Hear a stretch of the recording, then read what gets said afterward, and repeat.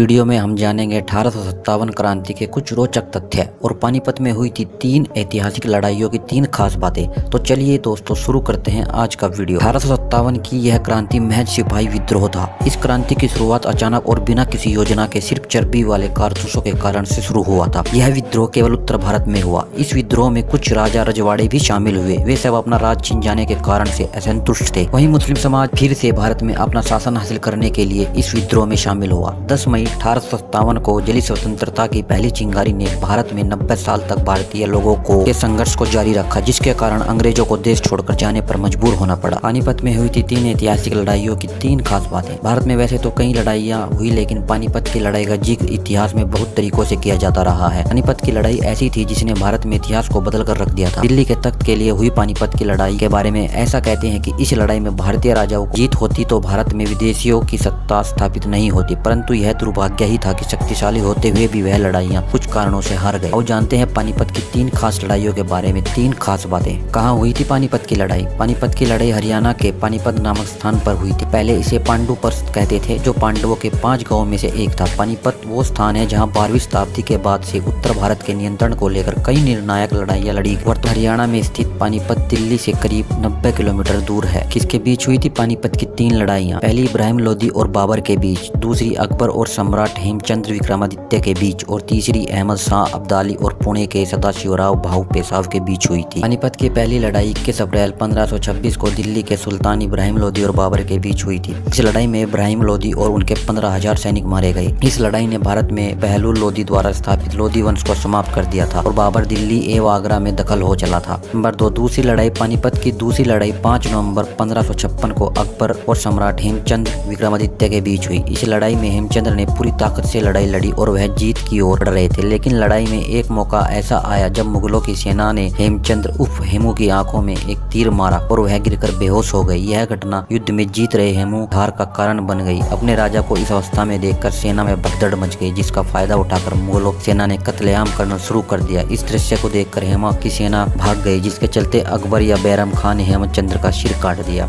इसके बाद अकबर का दिल्ली और आगरा पर कब्जा हो गया। नंबर 3, तीसरी लड़ाई। पानीपत की तीसरी लड़ाई 1761 में अफगान आक्रमणकारी अहमद शाह अब्दाली और पुणे के सदाशिवराव भाऊ पेशवा के बीच लड़ी गई। इस लड़ाई में सदाशिवराव भाऊ को हार का सामना करना पड़ा था। यह हार इतिहास में मराठों की सबसे बुरी हार थी। पानीपत के पहले युद्ध ने एक और जहां मुगल साम्राज्य की नींव स्थापित की थी, वहीं दूसरे युद्ध ने अकबर के करीब 5 दशक लंबे शासन की नींव रखी, जबकि पानीपत की तीसरी लड़ाई ने भारत में अंग्रेजों की विजय के रास्ते खोल दिए थे।